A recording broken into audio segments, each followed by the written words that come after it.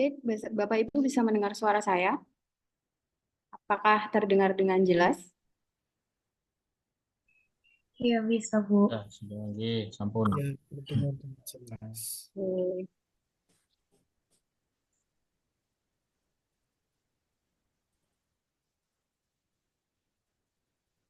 Oke, can we start now? Bapak Ibu sudah siap untuk sesi panelis pada pagi hari ini? Insya Allah.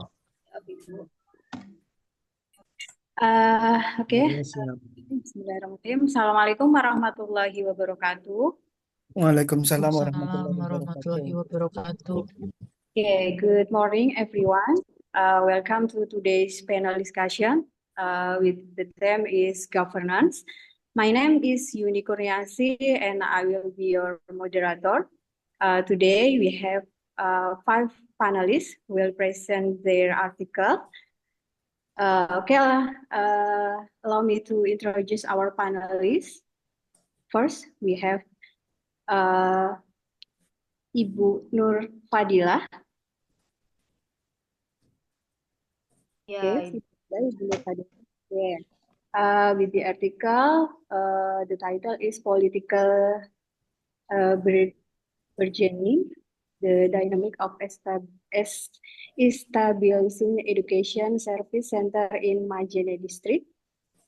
And next, Ibu Sri Astutiningsih.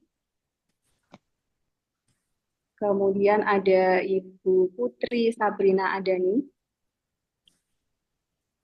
Sudah hadir? hadir Bu. Okay. Dengan judul artikel Waste is a Blessing in Disguise, Formulating a Collaborative and Sustainable Strategy of Waste Management. Kemudian yang ketiga ada Ibu Fitri Rahmawati.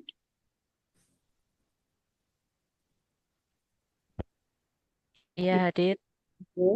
Dengan judul artikelnya Evaluasi Penerapan E-Kinerja Meningkatkan Indeks Profesionalitas Aparatur Sipil Negara di Kabupaten Magelang. Kemudian yang keempat ada Bapak Saiful Bahri. Ya, sudah hadir Bapak, selamat pagi. Dengan judul Pagi. artikelnya E-Government as Administration Process for Daulat Trajat Magazine for Printing Style into Digital Catalog. Kemudian yang kelima terakhir ada Ibu atau Bapak ini mohon maaf. Excuse me, Miss Yuni Kurniasi. Ya, My article with the title Muhammad Hatta's Theory in Daulat Rakyat Magazine, Structure of Government Organization. oke. Ya, tidak apa-apa Bapak, nanti bisa dipresentasikan saja sesuai dengan judul artikel. Ini berarti mohon maaf terdapat kesalahan deh di kami dalam menyusun judul dan juga penulisnya. Oke. Kemudian yang kelima ada Bapak Frankie Luther Beta. Sudah hadir? Ya, Oke. sudah Bu. Oke, Selamat dengan judul artikelnya Analysis of the Implementation of Government through the Mobile Passport Application on Passport Application and Replacement Service at the Class 1 Immigration Office of TPI Samarinda. Oke, sudah lengkap Bapak Ibu? Yes, Ya, yeah, oke, complete. complete. Ya, Alhamdulillah. Oke, each panelist will have 15 minutes. Bapak Ibu, kami beri waktu 15 menit, 10 menit untuk mempresentasikan artikelnya maksimal ya, 10 menit, kemudian nanti 5 menit untuk sesi tanya jawab. Seperti itu. Jadi kita sharing ya, bukan hanya mempresentasikan tapi juga ada sesi sharing pada sesi panel kali ini. Oke, semangat Bapak Ibu untuk BCPA ke-5 ini. Yes. Waktunya 15 menit setiap panelis. Nanti diharapkan jam 12 siang kita sudah selesai untuk sesi panel pada pagi hari ini. Seperti itu. Kemudian saya juga mempersilahkan Bapak Ibu untuk mempresentasikan in English atau dalam bahasa Indonesia juga saya persilahkan. Jadi bebas senyamannya Bapak Ibu mau mempresentasikan di bahasa Inggris atau bahasa Indonesia. Seperti itu. Bisa kita mulai untuk pemakalah pertama, Ibu Nur Fadilah. Bisa, Ibu. Oke, bisa dipersiapkan untuk share screen-nya, Ibu.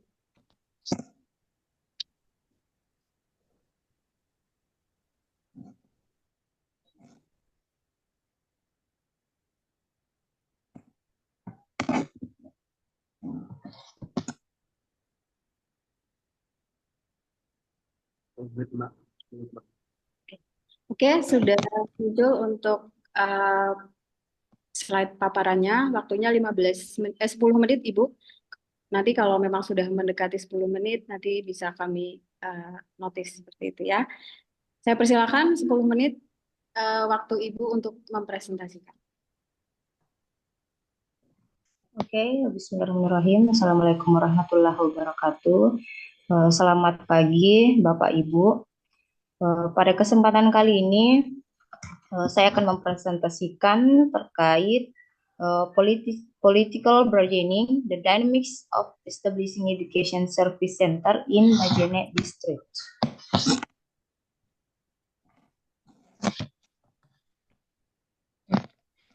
According to Mars and Stoker's, policy studies should rely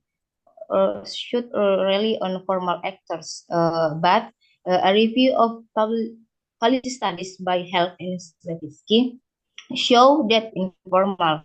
Jadi menurut Mars and Stoker di sini mengungkapkan bahwa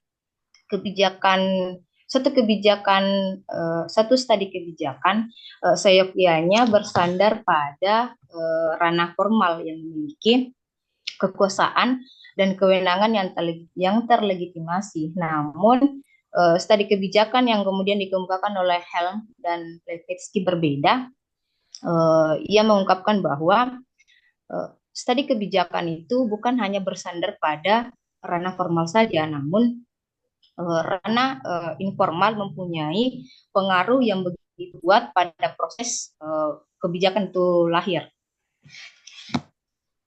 Next. Policy studies.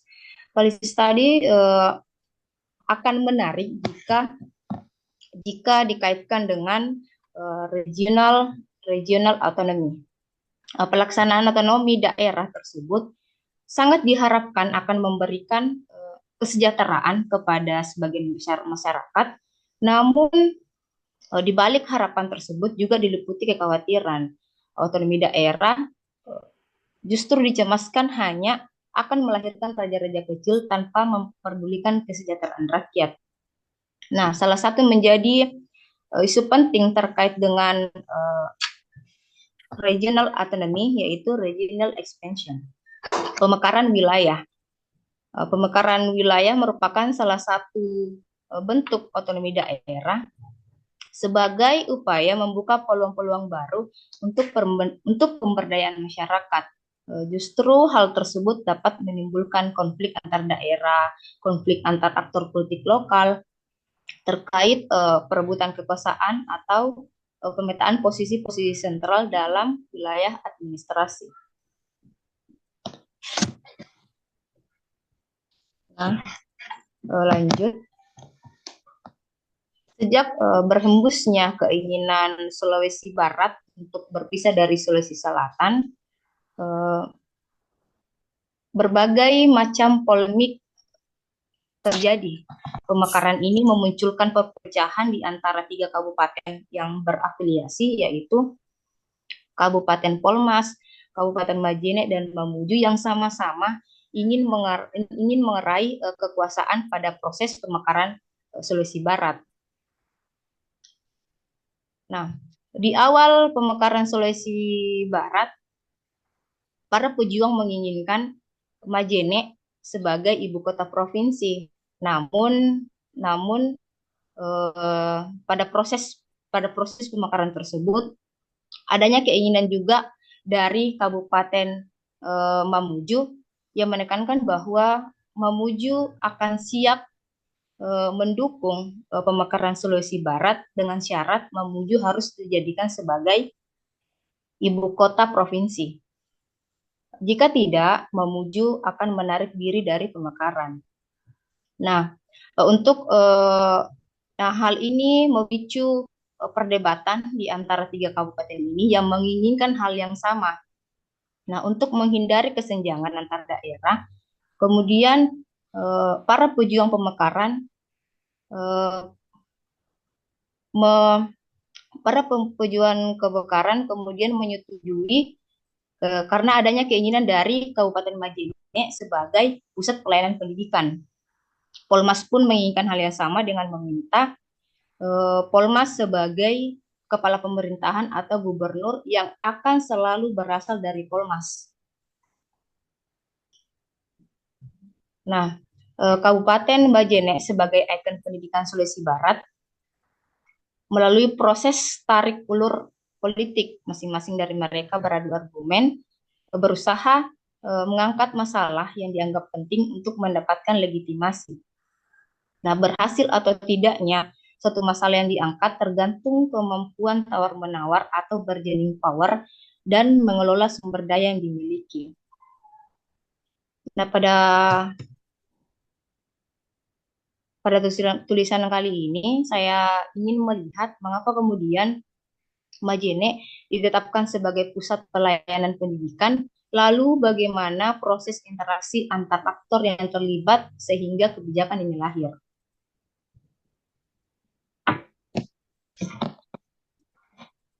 Pada penelitian kali ini saya menggunakan metode penelitian kualitatif dengan data deskriptif, dengan pengumpulan data melalui interview dan didukung dengan literatur review. Dan kemudian saya analisis menggunakan pendekatan dari Niels and Haberman dengan 3 proses analisis data, yaitu data reduction, data display, and penarikan kesimpulan. Nah,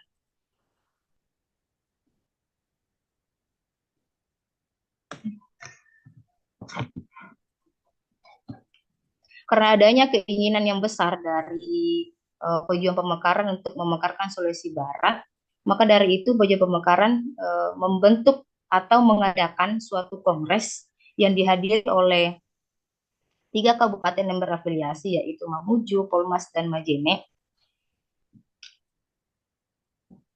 yang dihadiri oleh Polmas dan Majene. Nah, disinilah terjadi konflik di antara ketiga kabupaten ini, di mana yang seperti yang saya jelaskan di awal bahwa Majene merupakan kandidat terkuat sebagai ibu kota provinsi pada saat itu dan mendapat legitimasi dari pejuang pemekaran. Namun adanya keinginan dari Mamuju yang menginginkan hal yang sama, maka untuk memuluskan pemekaran Sulawesi Barat, maka kemudian pejuang pemekaran menyetujui dan menghasilkan 3 kontrak politik pada saat itu, yaitu Mamuju sebagai ibu kota provinsi, Polmas sebagai kepala pemerintahan atau gubernur yang selama berdirinya Sulawesi Barat, gubernurnya harus berasal dari Kabupaten Pulau Lima Masa. Majene pun demikian dengan ditetapkannya sebagai pusat pelayanan pendidikan dengan seluruh universitas negeri harus berada di Kabupaten Majene.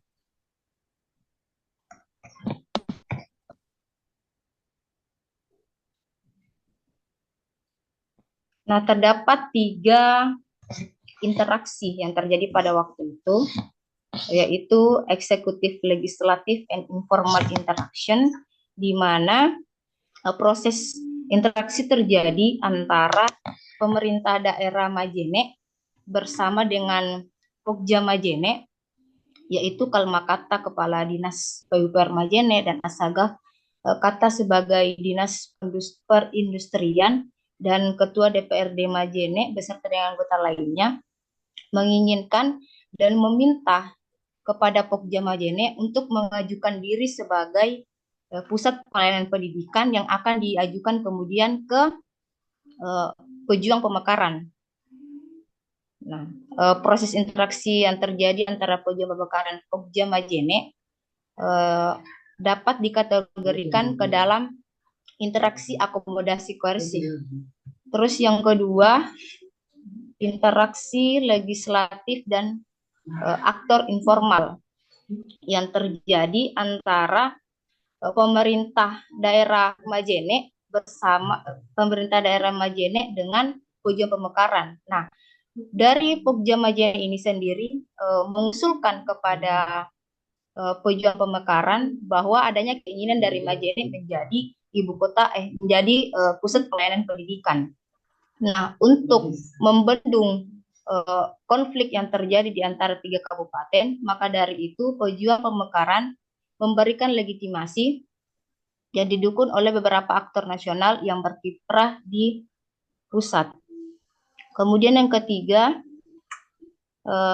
interaction between legislatif and eksekutif, di mana interaksi ini terjadi antara Bupati dan Wakil Bupati Majene pada waktu itu meminta kepada Gubernur definitif yaitu Bapak Adnan Saleh untuk dikeluarkannya SK terkait dengan penetapan Majene sebagai pusat pelayanan pendidikan. Kenapa kemudian pemerintah daerah meminta kepada gubernur? Karena masih adanya keinginan dari Mamuju untuk menarik pusat pelayanan pendidikan ke ibu kota provinsi.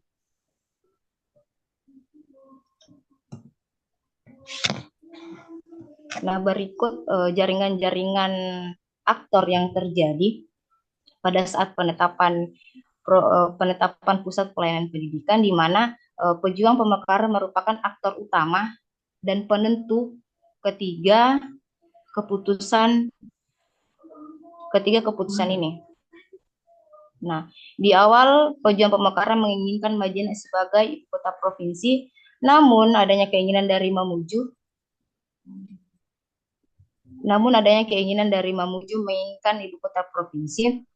Maka dari itu untuk membendung konflik yang terjadi, Pejuang Pemekaran menyetujui dan melegitimasi Mamuju sebagai ibu kota provinsi. Nah, garis hitam ini merupakan jaringan aktor informal, kemudian garis biru ini merupakan jaringan aktor formal, dan garis merah ini adanya keinginan kembali dari Kabupaten Mamuju menginginkan pusat pelayanan pendidikan, namun Bupati beserta dengan anggota DPRD Majene mengajukan kepada Gubernur Sulawesi Barat untuk dikeluarkannya SK.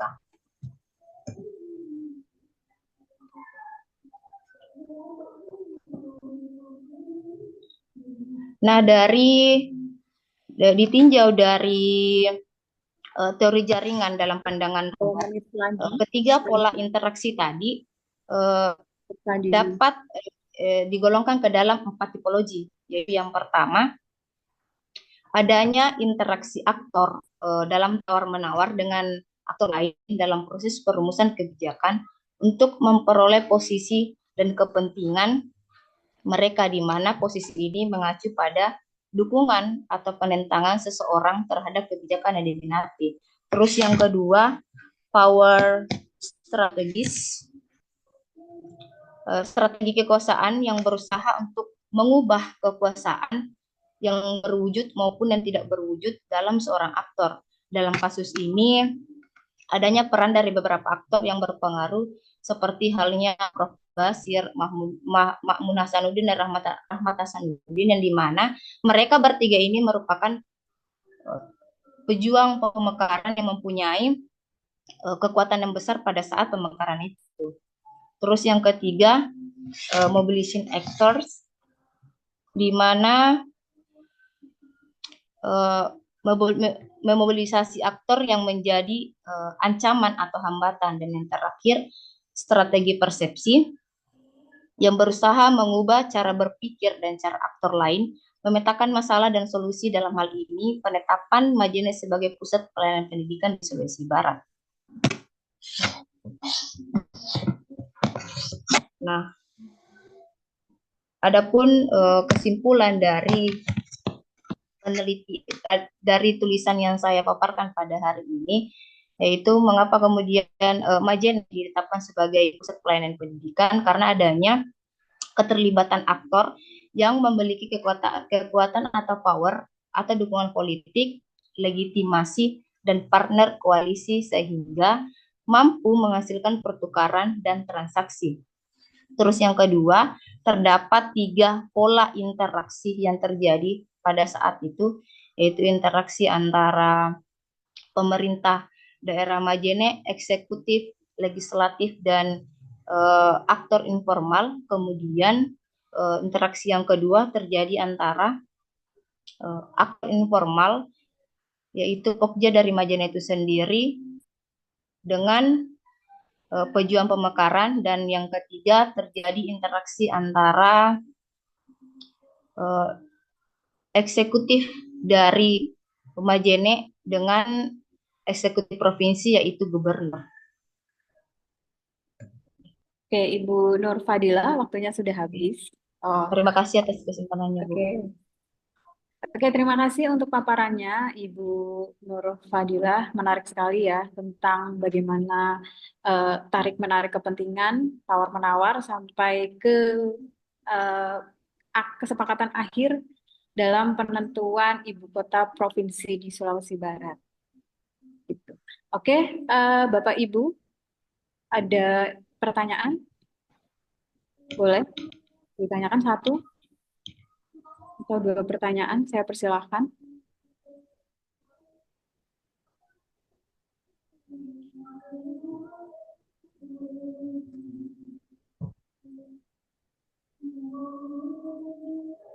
Dipersilakan, Bapak Ibu.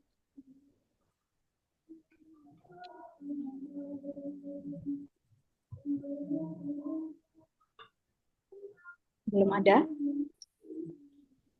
Oke, ini padahal menarik sekali tadi ya. Ibu Nur Fadilah dari Sulawesi Barat, Ibu. Iya, Bu. Oke, asalnya memang dari sana. Oke, itu dari apa ya, penentuan dari ibu kota provinsi ini tahun berapa, Ibu? Sebenarnya ini sudah lama, Bu, terjadi di tahun 2004. 2004. Kemudian tadi ada pembagian-pembagian ya di Mamuju itu untuk ibu kota provinsi, kemudian Majene sudah mendapat bagian, nanti di Polmas juga mendapat bagian. Nah, ini sudah berlangsung 20 tahun. Apakah selama berjalannya ini ada tarik-menarik kepentingan, Bu? Ya, seperti yang saya jelaskan di awal, Bu.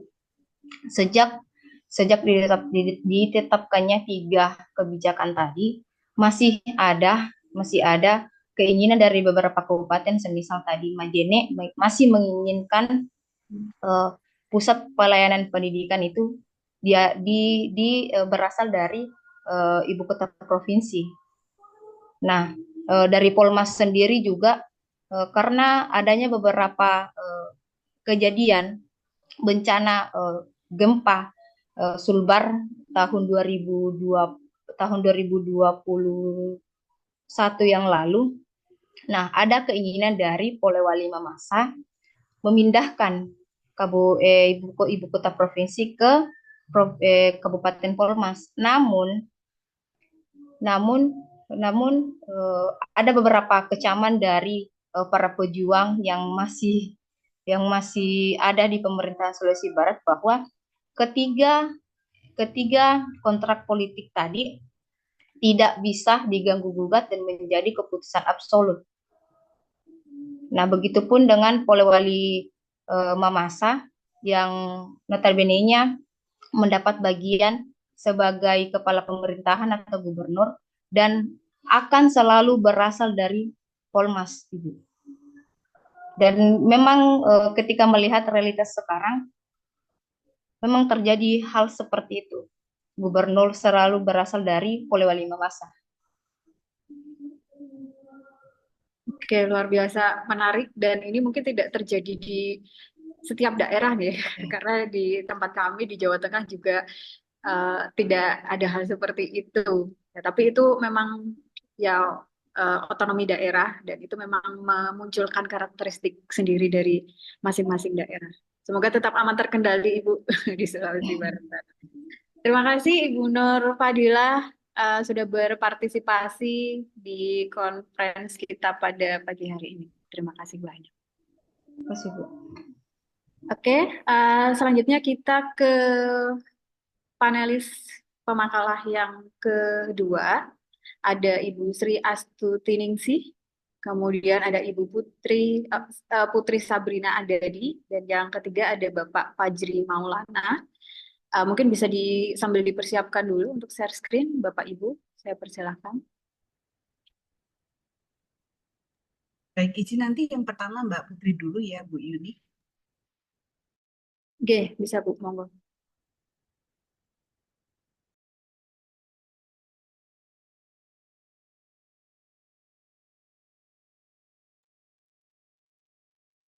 Oke, ini sudah terlihat untuk slide paparannya. Saya persilahkan Bapak Ibu, waktunya 10 menit untuk presentasi, nanti dilanjutkan sesi tanya jawab 5 menit.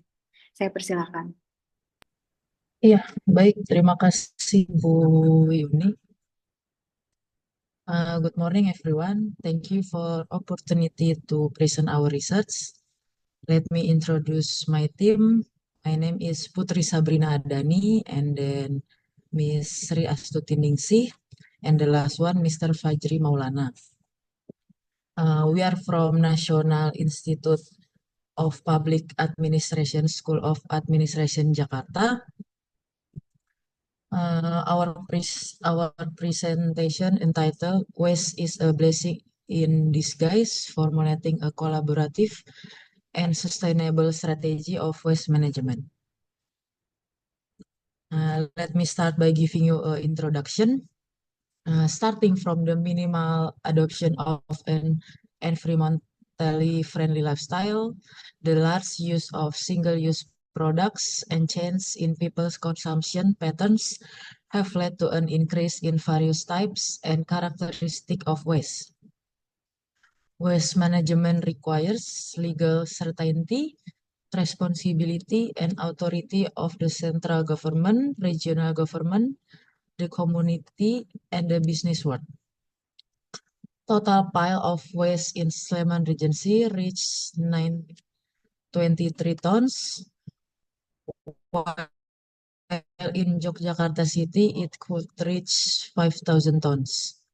5,000 waste pile in Yogyakarta City were produced before the Yogyakarta City government had integrated waste management landfill, reduce, reuse, recycle. 3R in Yogyakarta City can only process regular waste, namely 200 tons per day, and the remaining waste accumulating in the depot hasn't been well managed. This research uses a literature study or library research. Library research is a series of research related to library data collection methods, or research of which research objects are explored through various library information. This research describes the collaboration process and the role of each actor in waste management in the tourist village of Sleman District, Yogyakarta. And the data analysis method in this research, the process of comparing theory with the results of literature review and other sources. The collaborative governance model used by Ansel and Guest as the basis for the analysis includes the following dimensions. For example, initial conditions, facilitating leadership, institutional design, and collaborative processes. Now let's move to the previous research. Will be presented by Mr. Fajri Maulana. Thank you, Mrs. Sabrina. Previous research. The first research was conducted by Komaria in 2023. The title was Community-Based Waste Management. Best practice for waste management in Panggung Saya nggak Harjo bisa Village, screenshot Mas, tapi kan Sewon saya District, share Bantul, screen. Di Regency. screenshotnya tadi. In this study, waste management was handled directly by Bumdes Punggung Lestari through the Kupas Business Unit, one of the village economic institution under the auspices of the Punggung Harjo Village government. The second research was conducted by Zebua in 2023 and treated efficient solution for food waste in Salatiga City. This research result highlight the challenges is in food waste management due to inappropriate waste reduction in segregation practice. The third research was analysis of the waste problem situation in Yogyakarta City and policies for handling it. It was written by Mulasari in 2016. It showed that the waste problem in Yogyakarta City continues to increase, starting from limited resource and budget to the technology being implemented, which is not yet optimal. The fourth research was written by Hijrah Purnama Putra. The title was New Sector of Waste Management in Indonesia, case study in Yogyakarta City, Sleman Regency, and Bantul. The study found several factors that influence waste management, including limitations that appear in the role of government, such as minimal funding, inadequate number of workers, availability of infrastructure, and location that are difficult to reach, obstacle to improving service. Next, Ibu Tuti. Okay, I will continue the result and discussion. The first about tourism village. According to the classification, there are 4 tourist villages, namely pioneering, developing, advanced, and independent village. There are 203 tourist villages in Yogyakarta City, 70 of which are in Sleman Regency with details of 30 pilot village, 9 developing, 15 advanced, and 13 independent. And the second about tourism activity waste in tourist village. Overview of the waste produced includes food scraps, plastic packaging, styrofoam, and others. Waste production in Sleman Regency in 2023 is estimated at 745.91 tons per day, and waste handled at 135 tons per day. The third about concept of collaborative governance. Collaborative governance includes 6 criteria, including forums initiated by public institution. Participants in this forum include non-state actors. Participants are involved in decision making. The forum is officially held. The forum aims to make decisions. And the last focus of cooperation is public policy. Ansel and Guest collaboration model has 4 variables, like initial conditions, institutional design, leadership, and collaboration process. The last one, waste management policy. Many regulations governing waste management, ranging from laws to regional regulations. However, the main problem currently is improving the implementation of these regulations. We refer to existing regulations. Each district should have a waste management master plan to guide strategic steps in long term. Unfortunately, Bantul Regency and Sleman Regency don't have this master plan. Next, these slides will be presented by Ms. Sri Astuti Ningsih. Thank you, Mbak Putri. Well, I will continue with the collaborative governance model for tourism village waste management. Well, as stated before, that the Ansel and Case collaboration model has four variables. They are initial condition, institutional design, leadership, and collaboration process. The initial condition is significant to determine the basic of the level of trust, conflict, and social capital, which are both opportunities and challenges for collaboration. While institutional design can be a role in implementing collaboration, and leadership can be mediator and facilitator in collaboration. Many collaboration processes fail due to differences in views between stakeholders. And then for the next is leadership. Leadership is important element to direct stakeholders in conducting discussion and negotiation to prevent problems in the collaboration process. As we know that the previous research and the data we got that Yogyakarta and their other agencies are facing waste management problem. The regulation towards waste management in the spatial region of Yogyakarta are very comprehensive. Everything has been designed to provide a clear and structured framework for dealing with waste.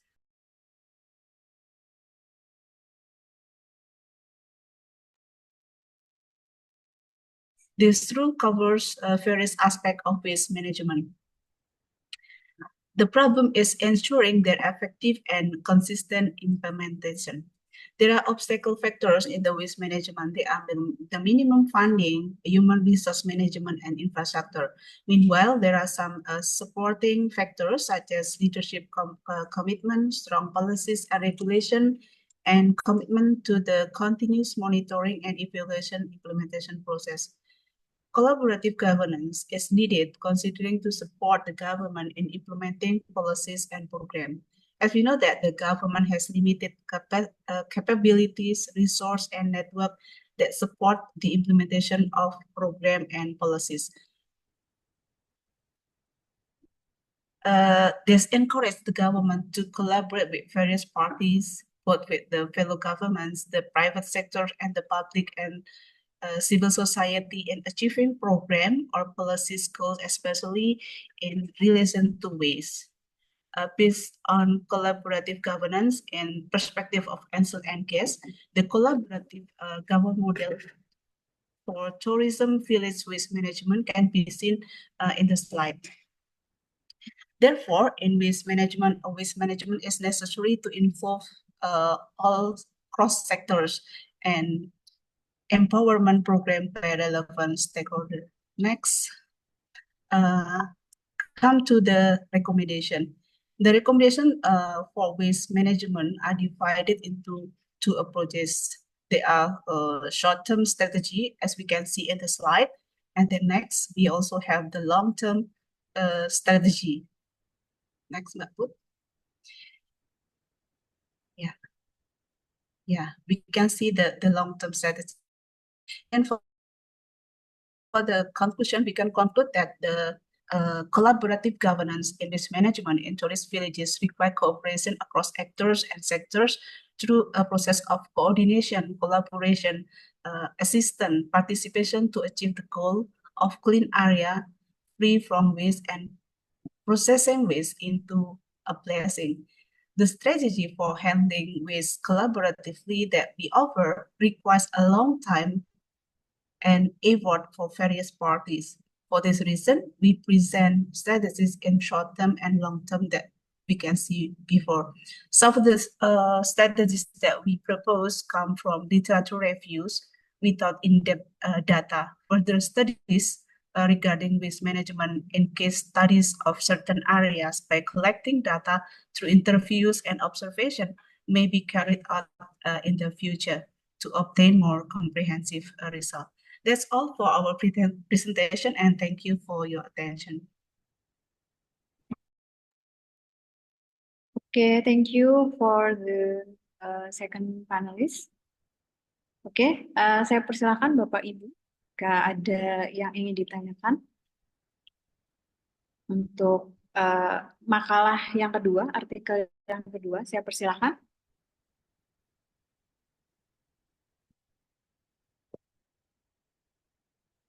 Saya persilakan Bapak, Ibu. Menarik sekali ini tentang uh, waste management ya. Pengelolaan sampah, betul Bapak Ibu? Tentang pengelolaan sampah di desa wisata di Sleman. Iya, Betul, betul, Mbak. Bu. Dan ini mungkin kalau diteruskan penelitiannya mungkin akan mengarah ke bagaimana terkait dengan manajemen lingkungan atau manajemen bencana di lokasi pariwisata. Seperti itu mungkin ya, luar biasa menarik sekali. Ada pertanyaan Bapak Ibu, saya persilakan.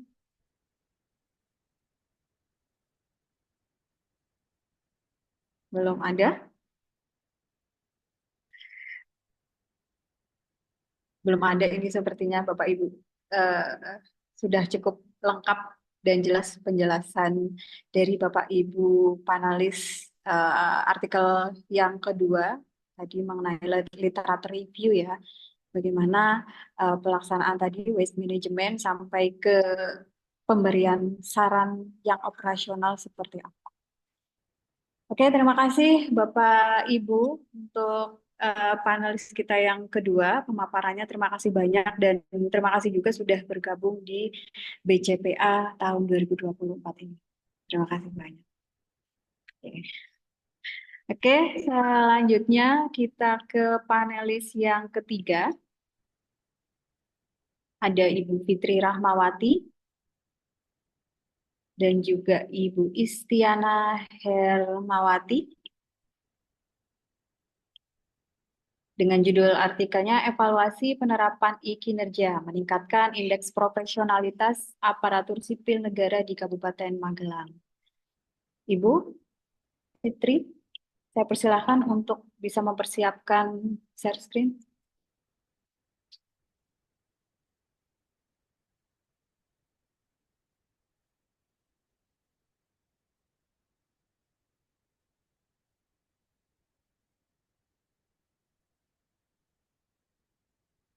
Oke, sudah terlihat untuk slide paparannya. Saya persilakan Ibu Fitri Rahmawati dan Ibu Istiana Hermawati dari APMD Yogyakarta untuk bisa mempresentasikan artikelnya, waktunya 10 menit. Saya persilakan.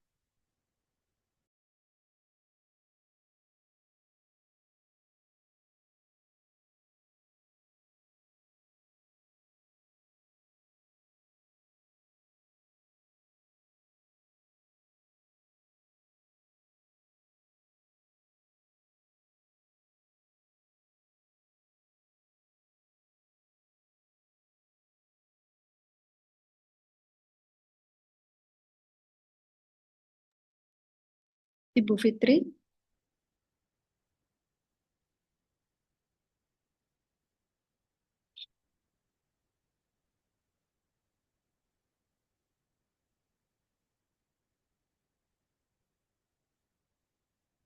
Belum di unmute, Ibu.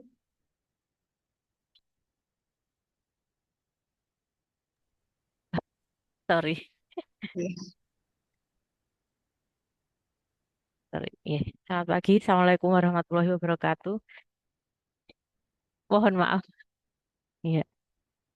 Izinkan saya mewakili Ibu Istiana Hirmawati mempresentasikan apa yang menjadi tema pertemuan kami, yaitu evaluasi penerapan e-kinerja dalam meningkatkan IPASN di pemerintah Kabupaten Magelang.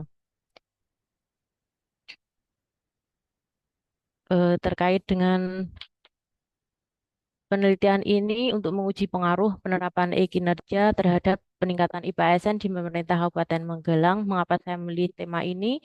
Sebab aspek kinerja ASN menjadi salah satu dimensi dalam pengukuran IPASN. Dan kinerja ASN ini sangat penting karena merupakan bagian dari aspek yang mempengaruhi kualitas pelayanan publik. IPASN sendiri merupakan ukuran statistik yang menggambarkan kualifikasi pendidikan, kompetensi, kinerja, dan kedisiplinan pegawai dalam melaksanakan tugasnya. Kebaruan dari penelitian sebelumnya adalah penelitian ini berfokus pada dimensi kinerja sebagai salah satu aspek pengukuran IPASN yang mana di pemerintah Kabupaten Magelang mulai diterapkan pada tahun 2022. Eh, dalam 3 tahun terakhir berturut-turut sejak tahun 2020, IPASN secara nasional berada dalam kondisi yang sangat rendah. Menurut BKN, capaian IPASN Pemkab Magelang selama 4 tahun terakhir terlihat dalam tabel 1. Dalam tabel 1 tersebut terlihat bahwa di tahun 2021 mengalami penurunan yang sangat signifikan. Sedangkan tahun 2022 mulai ada peningkatan dan di tahun 2023 terjadi peningkatan yang sangat signifikan. Hal ini perlu dikaji lebih lanjut apa saja faktor yang mendukung di antara keempat dimensi tersebut. Namun karena keterbatasan saya, maka di sini kami menganalisa satu dimensi dari IP tersebut yaitu dari aspek kinerja. Literatur review dari penelitian kami, pertama itu dari analis T. Mardiana Okdiana, dia menganalisis variabel dalam penelitian kinerja pegawai, sementara Septi Holisa, faktor-faktor yang mengaruhi kinerja pegawai tetap adalah kepemimpinan transformasional, kompetensi, persepsi dalam organisasi, dan kepuasan kerja pegawai. Sedangkan menurut Dianalisa dan Risa Mayuwa Putra, serta Amin Bamli, mereka sama-sama mengukur kinerja karyawan dipengaruhi oleh motivasi, kepuasan kerja, dan disiplin kerja. Next aja. Yang terakhir yang agak mirip dengan penelitian kami itu oleh Dirgandaru Panggayuhan. Dia membandingkan tingkat OCV karyawan sebelum dan sesudah penerapan e-kinerja. Penelitiannya berfokus pada perilaku karyawan dan budaya organisasi, membandingkan OCP sebelum dan sesudah penerapan program e-performance di Puskesmas Puncu. Penelitian ini benar-benar serupa dengan penelitian kami. Bedanya dia fokus pada perilaku pegawai dan budaya organisasi, sedangkan penelitian kami fokus pada kinerja ASN dan IPASN. Metodologi dalam penelitian ini kami menggunakan pendekatan kuantitatif, memanfaatkan data sekunder dari SIASN tahun 2021 dan 2023. Populasi penelitian meliputi seluruh ASN di Pemkab Kabupaten Magelang sebesar 6.546 orang dengan teknik pengumpulan sampel menggunakan total sampling. Alat analisis data kita menggunakan SPSS 2902.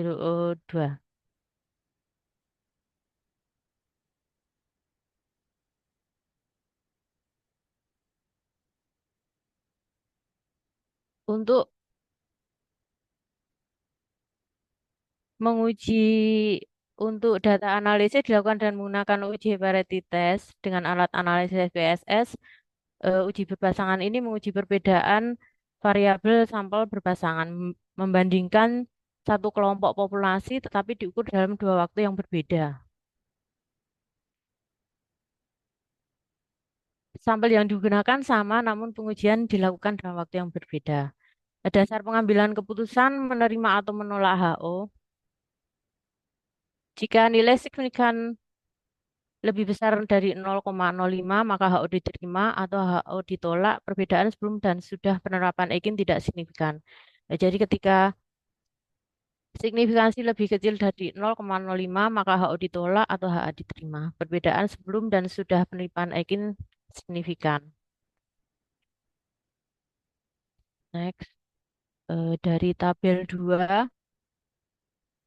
Tabel 2 menunjukkan hasil analisis data yang dilakukan terhadap 6.546 orang ASN menunjukkan rata-rata kinerja ASN pada tahun 2023 yaitu setelah penerapan e-kinerja meningkat sebesar 4,47% dari tahun 2021 yaitu sebelum penerapan EKIN. Jadi pada tahun 2022 kebetulan menjadi piloting proyek e-kinerja BKN sehingga seluruh ASN dalam kinerjanya mereka sudah input melalui e-kinerja. Dari tabel 3 menunjukkan korelasi sebesar 0,003 sehingga terdapat hubungan antara kinerja tahun 21 dan tahun 23 yang dievaluasi untuk membandingkan. Dari tabel 4 menunjukkan bahwa nilai signifikansi lebih kecil dari 0,001. Ini artinya nilai signifikansi lebih kecil dari 0,05, sehingga dapat dikatakan bahwa terdapat perbedaan yang signifikan antara variabel sebelum dan variabel sesudah. Ini menunjukkan bahwa pengaruh signifikan terhadap perbedaan yang dilakukan oleh masing-masing variabel, sehingga terdapat peningkatan kinerja ASN setelah diterapkannya e-kinerja.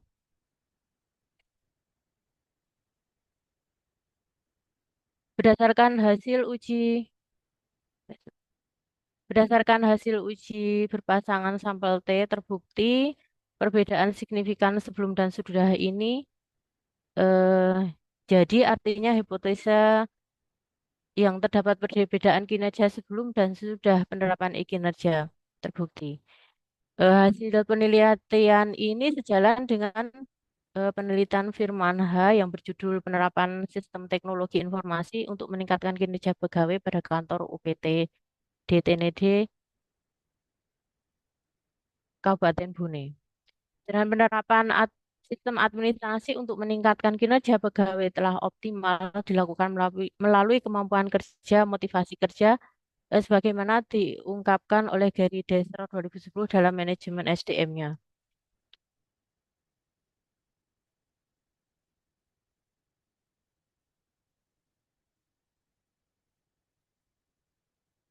Penelitian ini menyimpulkan bahwa setelah penerapan e-kinerja, kinerja ASN di lingkungan Kabupaten Magelang meningkat. Upaya pemerintah Kabupaten Magelang ini sesuai dengan yang dikemukakan oleh Gary Dresser dalam MSDM-nya bahwa sistem manajemen kinerja yang sistematis, konsisten, dan komprehensif mampu mengkaji data secara elektronik. Hal ini memungkinkan manajer untuk mengevaluasi secara online berdasarkan kompetensi karyawan, tujuan, dan rencana pengembangan. Pemanfaatan kinerja elektronik ini memungkinkan supervisor untuk memantau secara elektronik data komputasi setiap hari pada saat pemantauan kinerja. Sistem manajemen kinerja yang terkomputerisasi ini mengarah pada manajemen kinerja sistematik, konsisten, dan komprehensif. Berkenaan ini perlu adanya dukungan sumber daya khususnya dalam peningkatan kompetensi ASN di bidang penguasaan IT.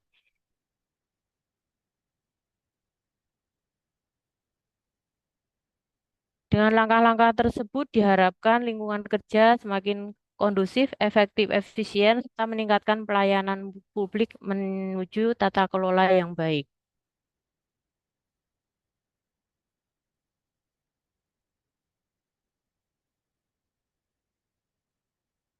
Sudah ya. Untuk rekomendasinya,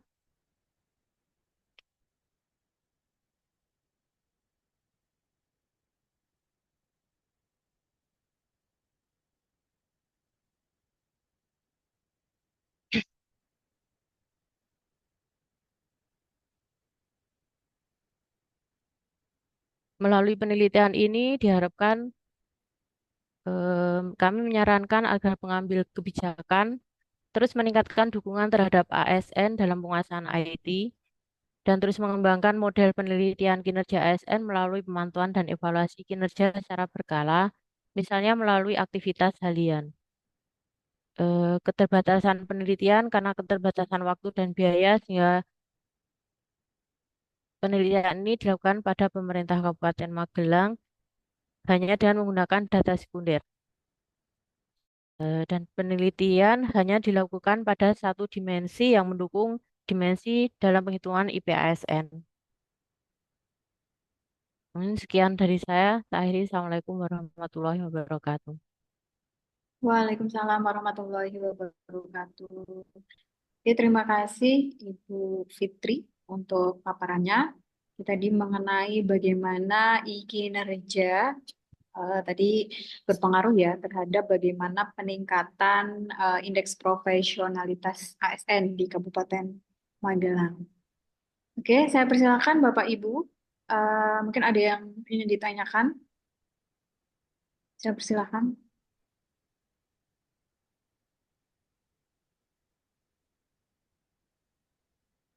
Saya persilakan Bapak Ibu, atau mungkin di sini ada Bapak Ibu yang menggunakan e-kinerja, atau semuanya dosen di sini. Kalau dosen kita tidak mengisi kinerja setiap hari. Silakan, ada yang mau ditanyakan?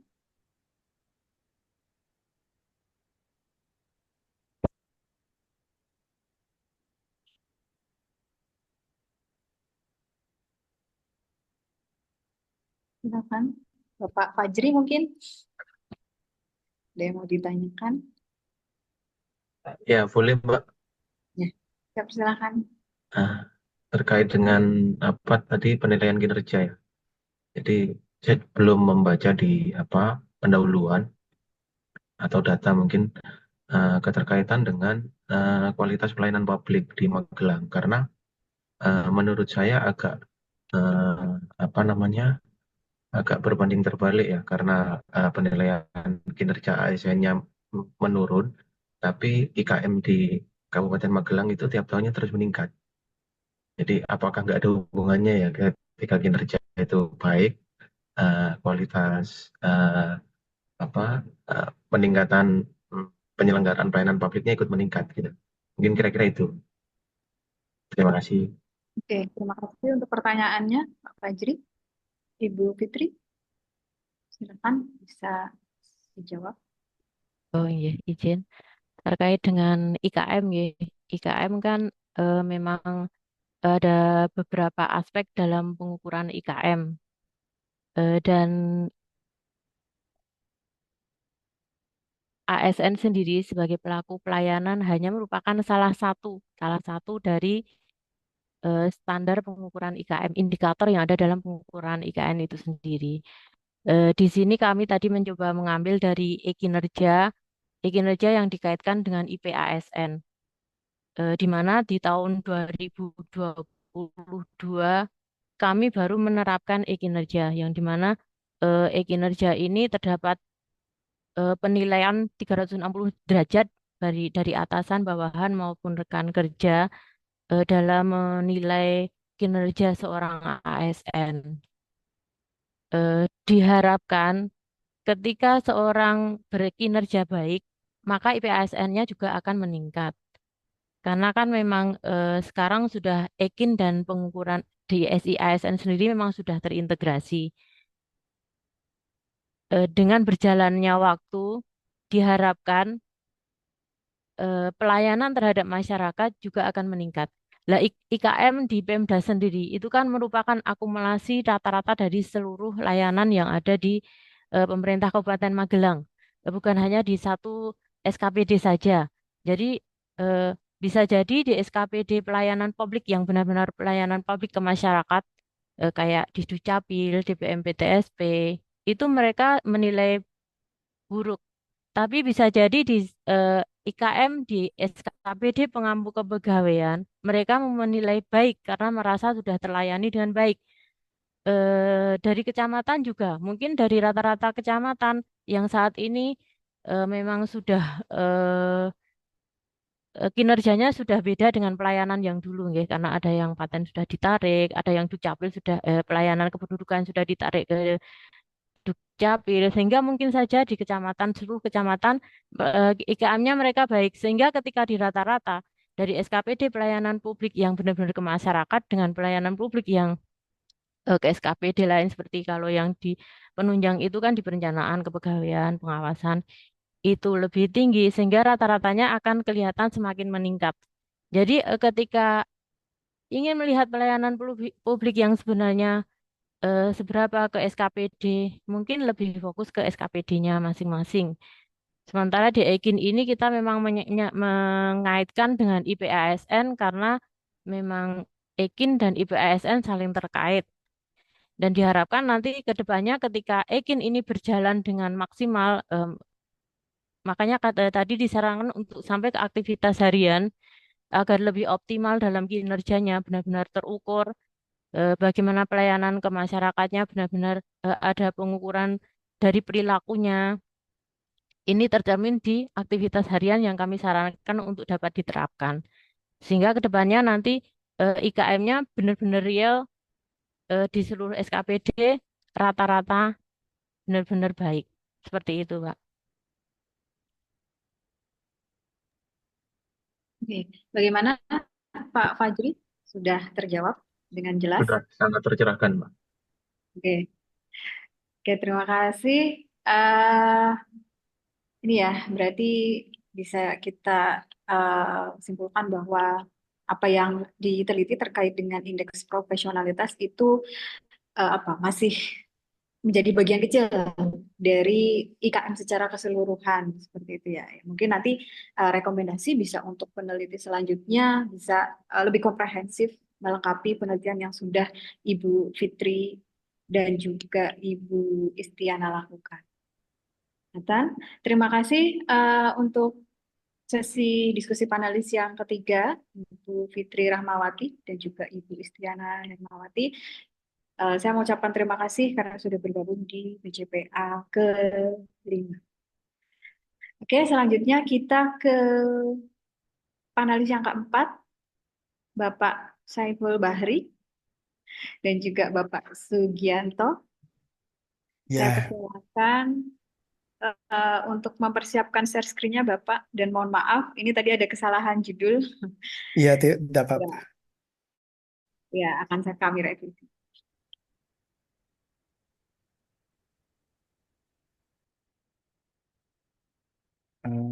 Mohon maaf, apakah bisa dilihat share screen saya? Oke, sudah terlihat Bapak untuk slide paparannya. Ya, Kemudian saya persilahkan untuk Bapak Saiful Bahri dan Bapak Sugianto untuk bisa memaparkan. Waktunya 10 menit, kemudian nanti dilanjutkan sesi tanya jawab 5 menit. Saya persilahkan. ya, terima kasih. Assalamualaikum warahmatullahi wabarakatuh. Thank you for giving me opportunity to present my article from our research about Muhammad Hatta's theory in Daulat Rakyat magazine. Muhammad Hatta is our founding father in Indonesia. Firstly, thank to Allah gave me opportunity to present this article, and secondly, I thank to Rector of Universitas Tidar, Mr. Professor Dr. Sugiarto, then the Dean of Social and Political Science Faculty of Universitas Tidar, Dr. Sri Mulyani. Then thank you to Miss Yuni Kurniasih, gave me opportunity to present my article. Very glad to join the fifth Borobudur Conference on Public Administration. I hope and we hope this conference can raise new ideas and new invention, especially on public administration and in political and science perspective, also government science perspective. This I repeat from Director of University Tidar Speech, Mr. Professor Dr. Sugiarto. Okay, excuse me, I start my presentation. Muhammad Hatta's theory in Daulat Rakyat magazine, structure of government organization. This is to fulfill the gap of research about some or many scientists do not explore or do not research Muhammad Hatta's theory and Daulat Rakyat magazine. This article is research from APMD, Sekolah Tinggi Pembangunan Masyarakat APMD in Yogyakarta. And the name is Saiful Bahri and Dr. Sugianto. I am Saiful Bahri to present. For introduction, Indonesia take from two scientists from ethnologists from England and Germany, namely R in the year 1850 and Adolf Bastian in the year 1884. From Adolf Bastian, Dutch government or Netherlands government or Netherlands colonialist delegation take Indonesia from Bastian. Then Indonesia term was taken by Muhammad Hatta in year of 1927 in front of court of Netherlands because the movement of Muhammad Hatta to ask freedom of Indonesia in Netherlands state. I stated the name Indonesia was first used by Muhammad Hatta in the publication of Indonesia Frits.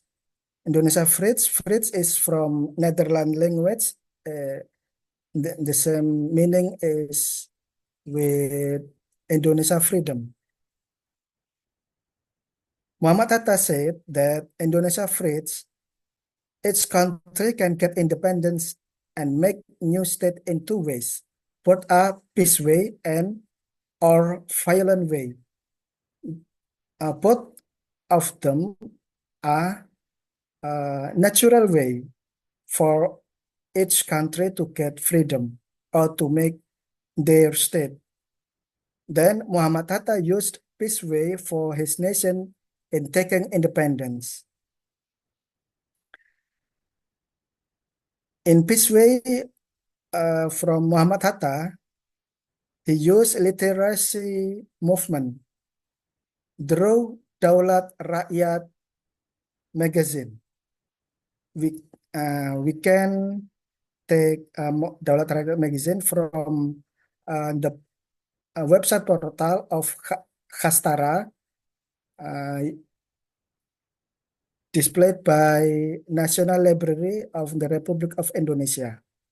The problem formulation of this research and research goal, peace way, from Muhammad Hatta is education for supporting movement, organization, knowledge, and all aspects such as politics, social, and economy.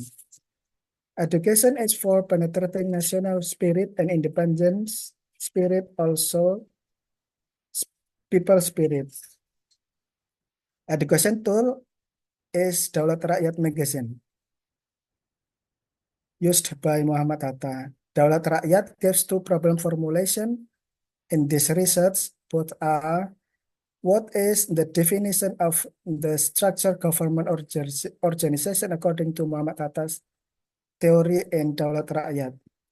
The second problem is when the structure of government organization works.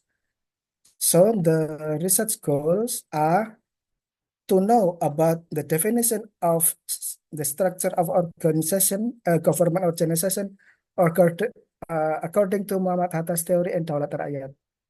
The second goal is to know its when the structure of government organization works. A research method to answer and to fulfill the goal of the research, we use library research. Library research is a method to fill a gap that other researchers don't yet research about theory and literature study based on norm, culture, and values in social situation research. Data collecting uses action, searching, reading, screening, and combining activity. Primary data is from articles written by Muhammad Hatta in Daulat Rakyat magazine between September 20 in 1931 into July 30 in 1932. Secondary data are from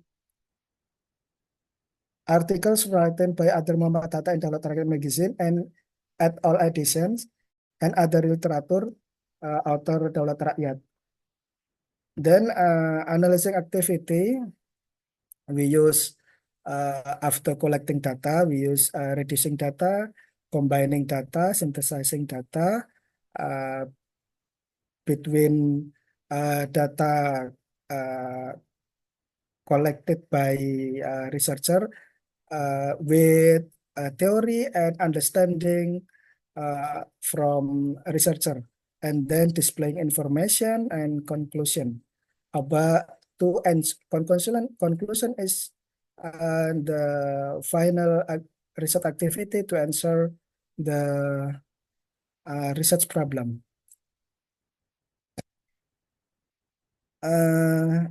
Result of the research, we jump to result of the research after research before about Muhammad Hatta. I give for all of you two articles before my research. This is from Febriani with detail pemanfaatan koleksi khusus Bung Hatta di OPT Perpustakaan Proklamator Bung Hatta Bukit Tinggi, and the article with the detail kajian pemikiran Muhammad Hatta tentang demokrasi di Indonesia, written by Asriana in 2018. Two articles speak of research about Muhammad Hatta, but they don't research about Muhammad Hatta theory in Daulat Rakyat Magazine. Why take Daulat Rakyat Magazine? Because Daulat Rakyat Magazine is a monumental written from Muhammad Hatta to as a spirit national from Indonesian people to get their freedom. From Daulat Rakyat, as result of the research, we take three structure of government organizations. The first structure is Politistat. This is Politistat is from Netherlands language, written by Muhammad Hatta. The meaning in English is state of security or state of police. The character of Politistat is the characters Politistat are firstly politic raping, using more weapons, using more violence, and using more law of interest. There is law, but law is for colonialism country interest. Here about Dutch state or Netherlands state. Other character, external power to make structure of government organization.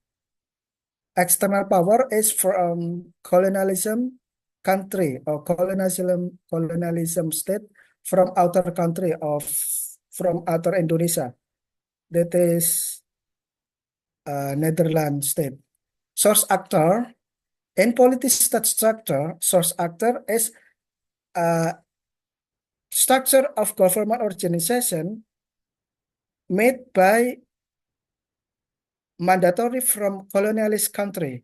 Then the actor is from is failed in structure of government organization. Most foreigners for serving colonialist economy and low basis using constitution of colonialist area. The second structure of government organization is Rechtsstaat or pseudo-stat or law or in Muhammad Hatta article, Rechtsstaat is mean transition from the country into a new state, transition between country to state when the state is colonialist country. The characters are 5 characters. Firstly, politic wrapping, less weapons, violence, and law of interest. External power to make structure of government organization, colonialism from outer country with some human right demands. Nah, human right demands here that termine the statement about differentiation from polity state between Rechtsstaat and colonialism area. Rechtsstaat they give human rights demand between colonialism activity.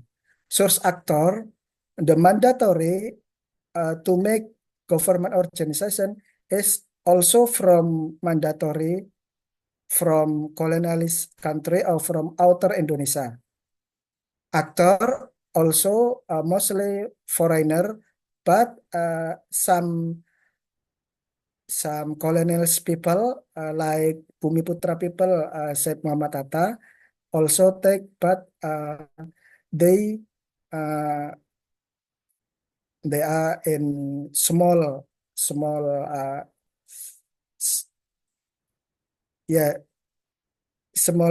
position in each organization. Mohon maaf, Bapak, waktunya 1 menit lagi. Okay.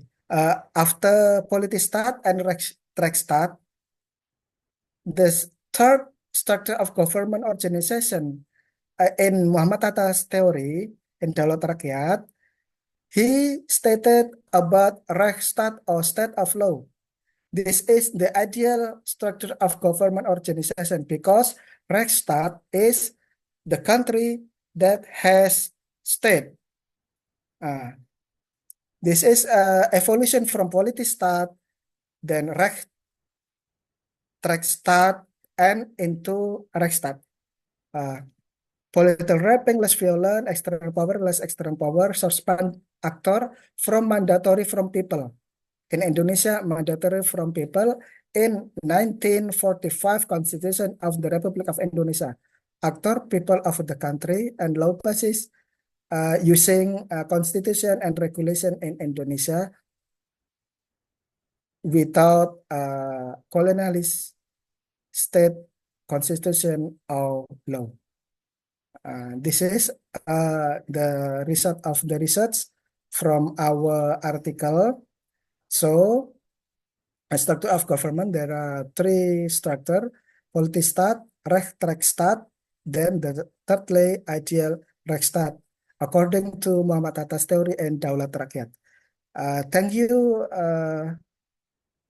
for all of audiences to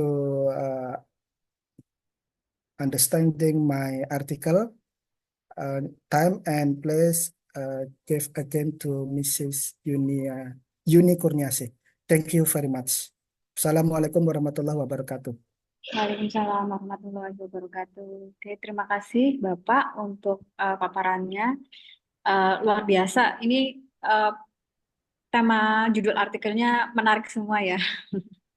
Ini tadi Alhamdulillah, makasih. Bapak Saiful Bahri memaparkan, menjelaskan terkait dengan bagaimana structure of government ya Government. pada Iya, saat itu yang iya, ditulis oleh Muhammad Hatta. Muhammad Hatta yang Iya, diterbitkan di majalah Daulat Rakyat. iya. Oke, saya persilahkan Bapak Ibu apabila ada yang ingin ditanyakan. 1 pertanyaan. Saya persilahkan.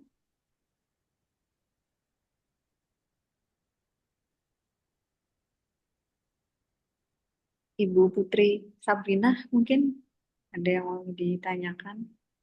Ya, boleh, Bu. Karena udah ditunjuk, jadi harus diselesaikan. Mohon maaf. Ya, boleh. Jadi izin bertanya Pak Saiful. Iya, Untuk tadi kan yang saya lihat itu majalah Daulat Rakyat, apa tadi? Daulat Daulat Rakyat Rakyat itu Daulat Rakyat itu tahun 1932 ya. dari tahun 1931 Betul sampai nggak Pak?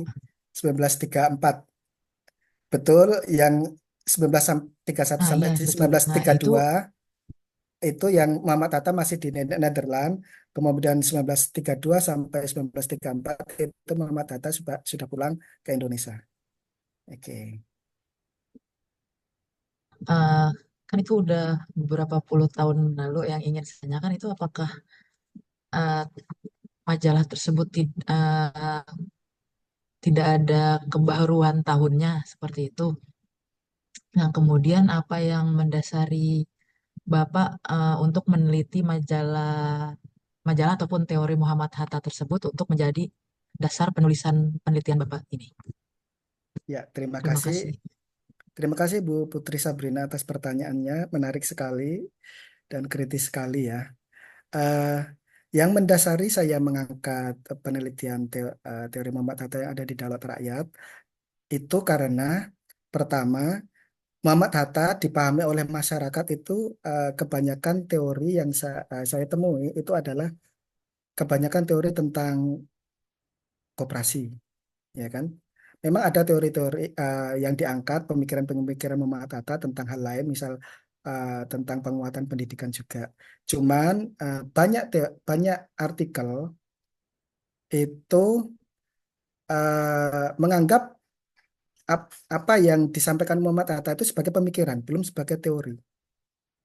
Nah, teori tersebut banyak dimuat oleh Daulat Rakyat, majalah Daulat Rakyat, karena Daulat Rakyat ini banyak mengungkap pondasi-pondasi negara, pondasi-pondasi pemerintahan, pondasi-pondasi administrasi negara yang dibuat sangat sistematis sekaligus menggabungkan antara pengetahuan, gerakan, dan politik.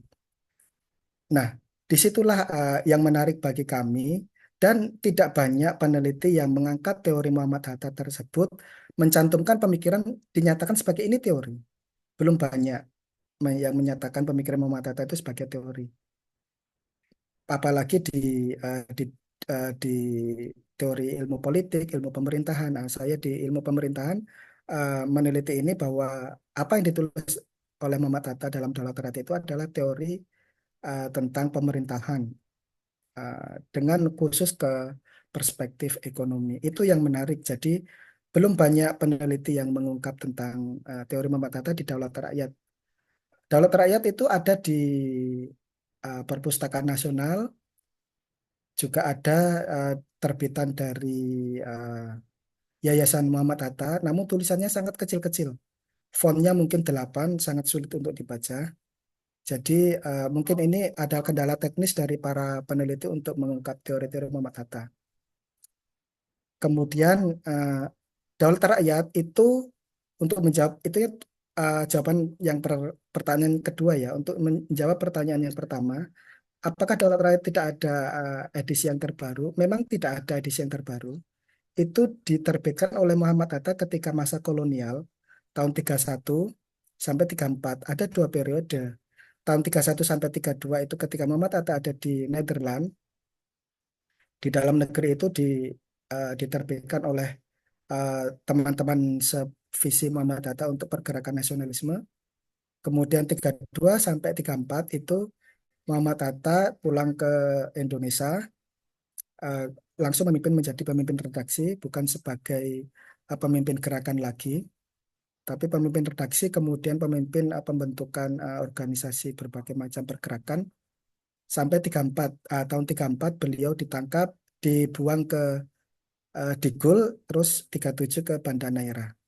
Nah itu kenapa tidak ada terbitan yang baru ya? Karena uh, Daulat Rakyat adalah sebuah gerakan Muhammad Hatta untuk mendapatkan kemerdekaan pembentukan negara Indonesia melalui jalan perdamaian. Itu yang ditulis oleh Muhammad Hatta. Jadi tidak terbit lagi yang untuk ke selanjutnya sesudah kemerdekaan itu tidak terbit lagi. Terima kasih.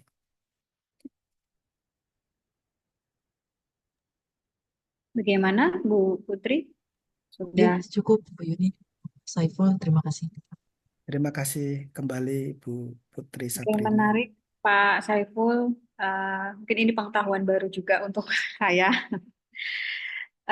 Ini kalau saya boleh tanya Bapak, tadi kan sudah dijelaskan terkait dengan ada 3 ya, kalau tadi saya melihat dari paparannya. Iya, iya. Kemudian apakah itu masih bisa atau masih relevan mungkin diterapkan saat ini? Kalau Mungkin di tidak pure nih, tapi ada mungkin bagian-bagian yang masih bisa diterapkan relevan saat ini. ya, mohon izin menjawab ya Bu Yuni, Mbak Yuni Kurniasi. Teori Muhammad Hatta itu menarik karena beliau membuat pondasi-pondasi teori pemerintahan secara holistik, bukan bukan sekedar berlaku di Indonesia, tapi juga semua negara. Kalau suatu negara itu banyak dikuasai oleh pihak asing, terutama pemanfaatan weapon, violent, atau kekerasan, kemudian law of interest untuk kepentingan asing, itu disebut oleh Muhammad Hatta sebagai negeri itu dalam kondisi politistat, ya kan? Nah, itu zaman dulu contohnya India, Indonesia, Filipina itu loh. Nah, kemudian ketika ad- ada pergerakan human rights seperti liberalisme, Renaissance di Eropa ya kan. Kemudian pergerakan-pergerakan kemerdekaan di dalam negeri di Indonesia, masing-masing dalam negeri juga. Itu jika negeri itu belum merdeka, belum mempunyai negara sendiri, belum mempunyai pemerintahan sendiri, itu disebut oleh Muhammad Hatta sebagai Rechtsstaat atau negara belum terbentuk atau pseudo state gitu loh. Tapi kalau sudah melakukan pseudo state ini contohnya mohon maaf di Palestina itu pseudo state juga itu loh karena belum mempunyai pemerintahan sendiri, belum mempunyai negara sendiri yang diakui secara internasional. Itu Rechtsstaat itu contohnya yang terkini. Kemudian ketika Rechtsstaat ini transisi, Rechtsstaat ini transisi dari negeri belum punya negara, negeri akan mempunyai negara, kemudian negeri mempunyai negara. Uh, Negeri yang mempunyai negara itu ideal, Rechtsstaat, negara hukum. Itu ada, contohnya Indonesia, Filipina, Amerika, Inggris itu semuanya Rechtsstaat karena negerinya mempunyai negara yang diakui oleh pihak luar negeri, mempunyai pemerintahan sendiri, wilayah sendiri, hukum sendiri yang diakui oleh pihak luar negeri. Nah, dan dalam kondisi tidak dijajah itu namanya Rechtsstaat. Jadi yang saat ini berlaku di Indonesia itu Rechtsstaat yang ketiga yang ideal menurut Muhammad Hatta. Terima kasih.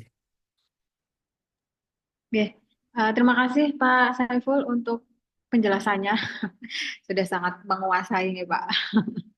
Terima kasih. Terima kasih Bapak Saiful Bahri untuk paparan ya panelis keempat. Terima kasih banyak. Kemudian kita ke panelis yang terakhir ada Bapak atau Mas ini pakai jaket alma mater jadi sepertinya Mas. Mas Franky. Iya, Ibu. Ya, untuk judul artikelnya ini terkait dengan analisis implementasi dari aplikasi pembuatan paspor. Benar, Ibu. Oke, bisa dipersiapkan untuk share screen-nya.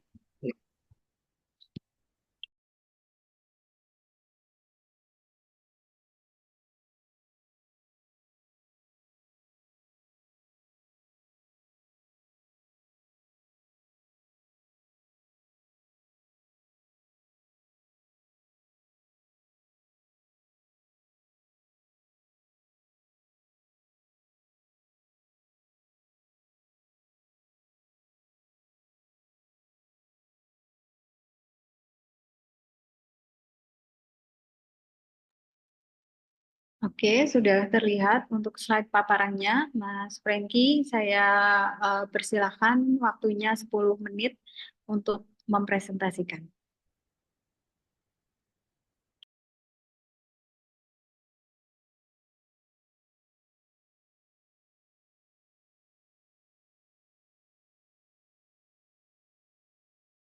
Mohon maaf sebentar Ibu, ada kesalahan teknis kayak.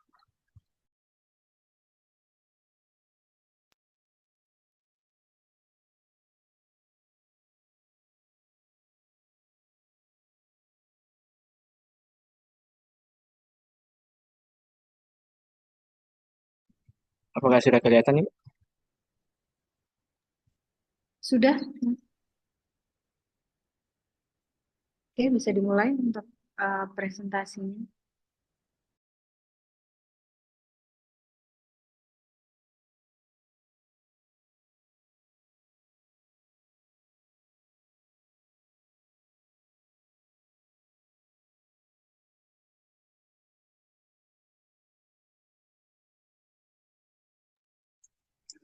Oke, baik. Terima kasih sebelumnya atas kesempatan yang diberikan. Eh, Pada kesempatan kali ini saya akan memaparkan terkait dengan hasil riset yang kami lampirkan di kegiatan Borobudur Conference. Adapun yang terlibat di dalam riset ini ada saya sendiri, Franky Terbeta, selaku presenter, dan ada Ibu Talita Rifdakaryani SAP MSI, lalu ada Prof. Bambang Irawan MSI, dan Prof. Ada Pak Daryono MSI PhD. Baik, adapun judul yang saya paparkan pada kesempatan kali ini yaitu terkait dengan analisis penerapan e-government melalui aplikasi mobile paspor dalam pelayanan permohonan dan pergantian paspor di kantor imigrasi kelas 1 TPI Samarinda.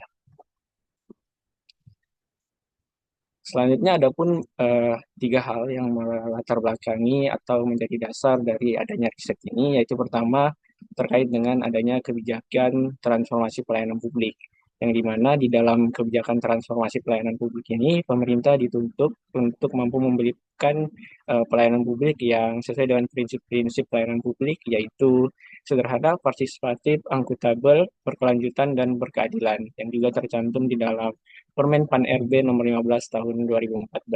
Lalu ada juga terkait dengan arah kebijakan yang tercantum di dalam transformasi pelayanan publik, yaitu adanya e-service, pengawasan masyarakat atas kinerja, penguatan ekosistem, inovasi, dan penguatan layanan terpadu. Lalu selanjutnya itu terkait dengan e-government yang merupakan pengembangan dari e-service itu sendiri yang menjadi sasaran dari transformasi pelayanan publik, yang dimana e-government menurut Kepres nomor 26 tahun 2006 bahwa merupakan pemanfaatan teknologi informasi dan komunikasi untuk meningkatkan efisiensi, transparansi, dan akuntabilitas penyelenggaraan pemerintah.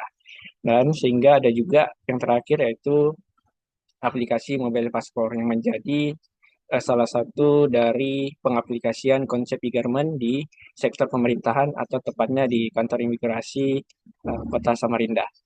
Yang dimana aplikasi paspor ini merupakan inovasi dari Direktorat Jenderal Imigrasi, yang mana aplikasi ini diterapkan agar pelayanan paspor dapat lebih transparan, akuntabel, dan cepat.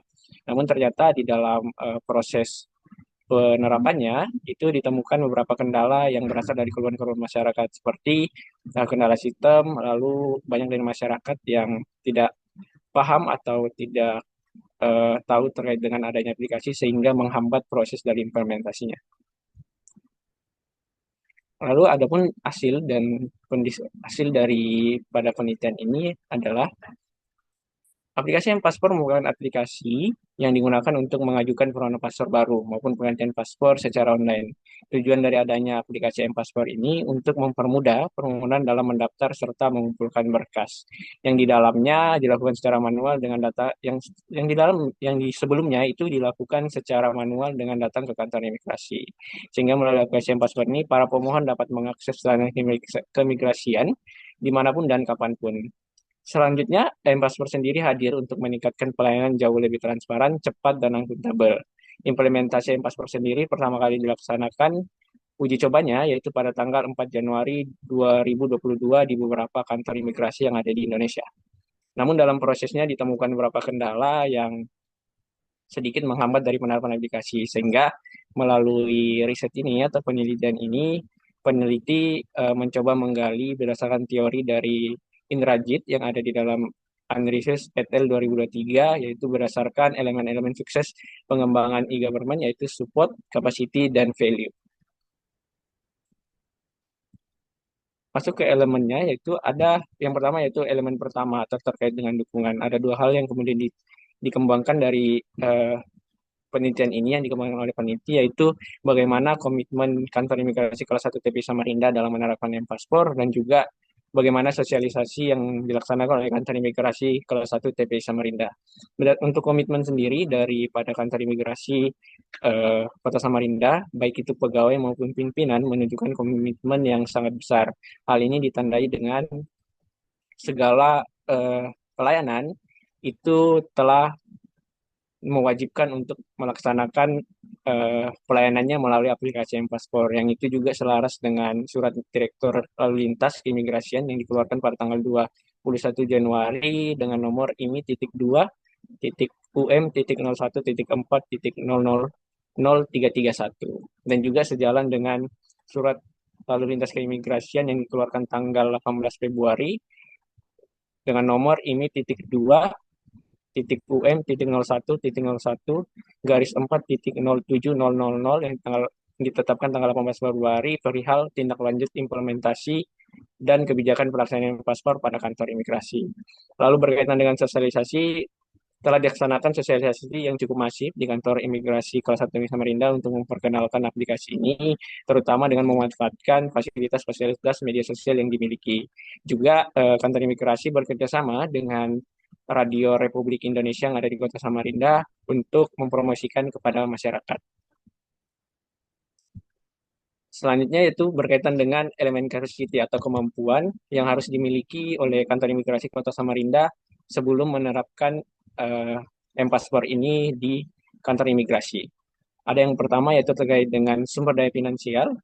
Untuk sumber daya finansial sendiri dari kantor imigrasi kelas 1 TPI Samarinda tidaklah memiliki kendala yang berarti, karena memang dari awal proses inisiasi aplikasi M-Paspor juga sampai pada saat implementasinya dan uji cobanya, itu terkait dengan pendanaan semuanya ditanggung oleh Direktorat Jenderal Imigrasi, sehingga untuk keuangan tidak menjadi penghambat untuk dari kantor imigrasi Kota Samarinda dalam menerapkan aplikasi M-Paspor. Lalu terkait dengan sumber daya infrastruktur, untuk sumber daya infrastruktur itu sendiri di kantor imigrasi kelas 1 Samarinda sudah cukup memadai untuk menerapkan konsep e-government. Terlihat bahwa sudah tersedia atau telah difasilitasi seperti Wi-Fi, komputer, dan printer yang mendukung pelayanan yang ada di dalam aplikasi M-Paspor. Juga bahkan dalam pengelolaan dari perangkat-perangkat ini itu juga dilaksanakan secara baik yang dikelola langsung oleh Ditjen Imigrasi melalui aplikasi SIMKIM.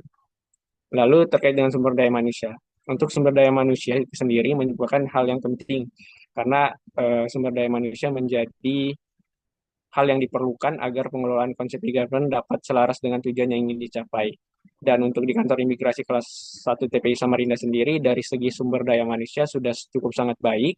Ini terlihat dari jumlah aparatur atau pegawai itu telah dipetakan sesuai dengan latar belakang pendidikan pada bidang IT. Dan untuk orang-orang atau pegawai yang ada pada kantor imigrasi yang berlatar belakang pendidikan IT sudah cukup banyak dan memadai untuk dilaksanakannya konsep e-government melalui aplikasi M-Paspor ini. Lalu yang terakhir yaitu terkait dengan elemen value atau bagaimana manfaatnya yang dirasakan oleh baik itu pihak imigrasi dan juga oleh pihak masyarakat. Untuk dari pihak imigrasi sendiri, tentu dengan sebelum adanya aplikasi M-Paspor ini, itu banyak dari masyarakat yang sudah ngantri dari jauh-jauh hari atau dari subuh untuk mendapatkan pelayanan. Namun dengan adanya aplikasi ini setidaknya mempercepat arus pelayanan yang pertama, lalu yang kedua mengurangi antrian-antrian subuh yang terjadi, karena dengan adanya aplikasi M-Paspor ini itu segala pengelolaan baik itu jam pelayanan lalu juga dari kuota yang tersedia itu sudah diatur sehingga masyarakat bisa memilih kapan waktu dan hari untuk datang ke kantor imigrasinya. Lalu untuk masyarakat sendiri tentu dengan adanya aplikasi M-Paspor manfaat yang dirasakan untuk di Kota Samarinda itu sendiri karena kantor imigrasinya cuma satu dan untuk jarak dari daerah-daerah yang ada di Kota Samarinda dalam mengakses atau datang langsung mendapatkan pelayanan kantor imigrasi cukup sangat jauh sehingga dengan adanya aplikasi M-Paspor salah satu yang memberikan manfaat adalah pada kemudahan sehingga masyarakat tidak perlu datang lagi namun eh, bisa langsung melalui aplikasi dan ketika ingin untuk mengambil paspornya saja baru datang ke kantor imigrasi seperti itu. Lalu ada beberapa yang juga menjadi perhatian daripada penulis yaitu terkait dengan hambatan-hambatan apa saja yang ada dalam pengimplementasian aplikasi M-Paspor ini. Yang pertama itu terkait dengan jaringan internet. Besarnya permohonan paspor di setiap waktunya, yang bahkan dikonfirmasi oleh Kepala Kantor Imigrasi Kota Samarinda, itu di tahun 2023, itu bahkan ada 5 juta paspor yang diproses. Dan tentunya itu dengan memanfaatkan satu aplikasi saja. Dan ini yang sedikit menghambat dari proses layanan, karena jaringan internet menjadi paru-paru daripada pelayanan internet atau pelayanan yang memanfaatkan teknologi sehingga ketika ada masalah pada jaringan juga akan menghambat pelayanan daripada M-Paspor. Lalu yang kedua yaitu terkait dengan budaya masyarakat. Budaya masyarakat Kota Samarinda yang cenderung masih pasif atau kurang masif dalam membaca juga menjadi hal yang sedikit menghambat penerapan M-Paspor dan banyak masyarakat yang tidak mengetahui.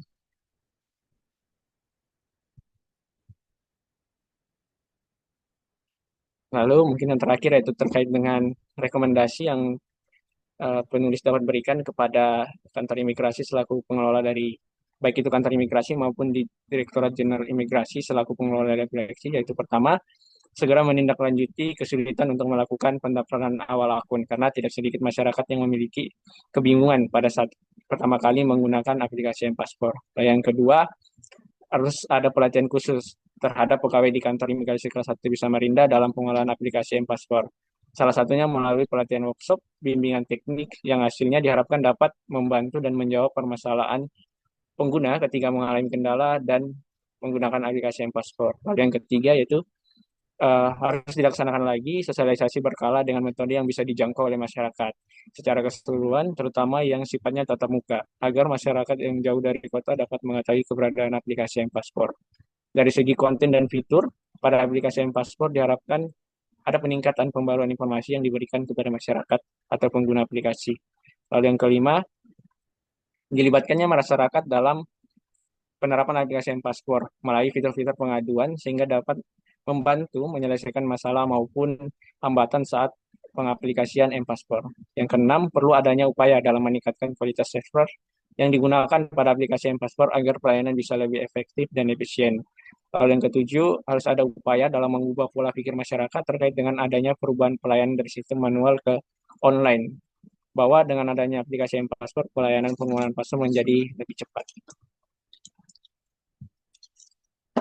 Baik, mungkin itu saja yang dapat saya sampaikan. Atas perhatiannya, saya ucapkan terima kasih. Jika ada salah kata, saya mohon maaf.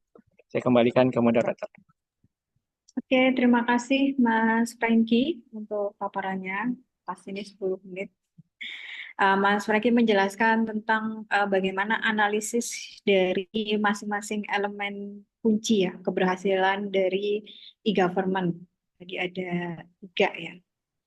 Oke, saya persilakan Bapak Ibu jika ada pertanyaan untuk Mas Franky. Serasa ujian skripsi lagi nih Mas. Sudah ujian skripsi ya? Sudah Ya, lulus. kebetulan untuk paper yang saya submit ini merupakan bagian dari skripsi saya. Oke. Mungkin Bapak Ibu. Ya. Bapak Ibu, saya persilakan satu pertanyaan saja.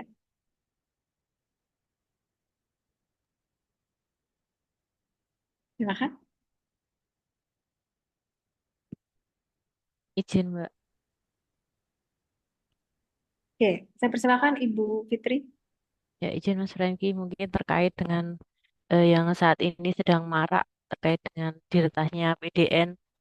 Mungkin juga sebagian masyarakat meragukan aplikasi yang ada di Indonesia. Yang aplikasi paspor ini sendiri apakah juga melalui vendor? Bagaimana dengan tingkat keamanannya, cyber security-nya seperti itu?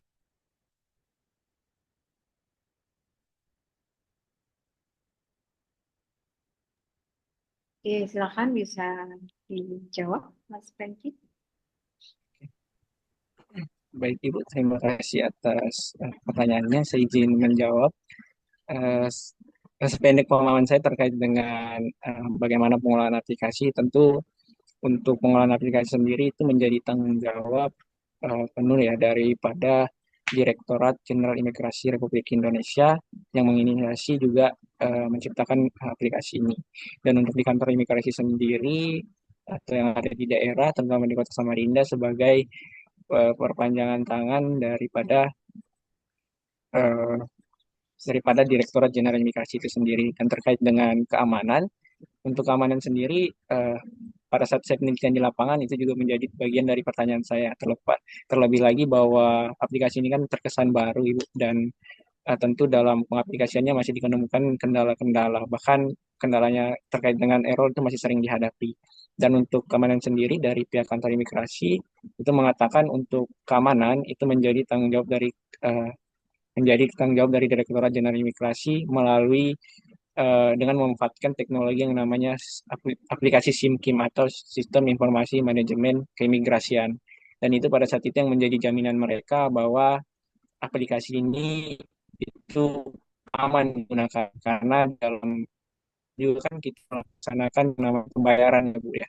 Dan eh, tentu itu menjadi sesuatu hal yang perlu diperhatikan dan pada saat itu jaminan mereka adalah keamanannya dilindungi langsung oleh Direktorat Jenderal Imigrasi melalui aplikasi SIMKIM. Dan terkait dengan adanya masalah baru-baru terkait perentasan data, hal itu yang mungkin dari saya belum mengonfirmasi apakah masih aman setelah ada perentasan data ini atau malah ada hal yang harus ditingkatkan lagi. Mungkin itu Bu, pemahaman saya terkait hal ini. Terima kasih. Bagaimana, Bu Fitri? Nah, mungkin Indonesia kan terkenal dengan yang datanya mudah diretas kayak gitu ya. Mungkin untuk aplikasi-aplikasi baru terkait dengan data individu perseorangan ini kan vital. Mungkin lebih ini lagi di keamanan datanya mungkin ya kalau bisa memanfaatkan anak-anak bangsa yang memang mereka peduli di cyber security-nya data Indonesia mungkin bisa dijadikan masukan untuk eh, keamanan data di Indonesia kayak gitu. Baik, Jangan tergantung ke vendor kita itu jangan selalu tergantung ke vendor karena kan vendor itu kita nggak tahu ya seberapa integrasi mereka dapat dipertanggungjawabkan seperti apa. Mereka kan pihak vendor kan lain ketika kita memang bekerja di situ kayak gitu. Mungkin sedikit masukan. ya, baik Ibu, terima kasih atas sarannya. Merupakan saran yang menarik yang buat memantapkan lagi untuk skripsi saya. Dan untuk rekomendasinya, izinkan saya untuk melampirkan di rekomendasi saya. Terima kasih. Terima kasih. Oke, terima kasih Ibu Fitri dan juga Mas Franky. Ya, itu tadi bisa dijadikan sebagai masukan, Mas Franky, bahwa ya meskipun mungkin di luar kajian teori ya yang dibahas, tapi tidak ada salahnya apa yang terjadi sekarang ini bisa digunakan sebagai apa tadi saran atau rekomendasi gitu ya untuk eh, memperkaya apa yang sudah diteliti seperti itu. Oke, Bapak Ibu sudah selesai untuk sesi presentasi dan juga diskusi. Sudah 5 panelis ya, 5 pemakalah yang sudah dengan luar biasa memaparkan hasil dari penelitiannya.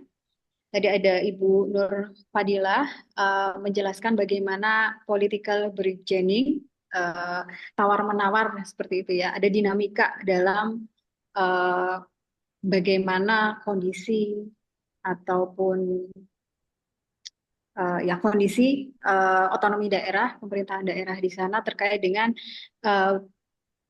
pusat pelayanan pendidikan di Majene, di Kabupaten Majene.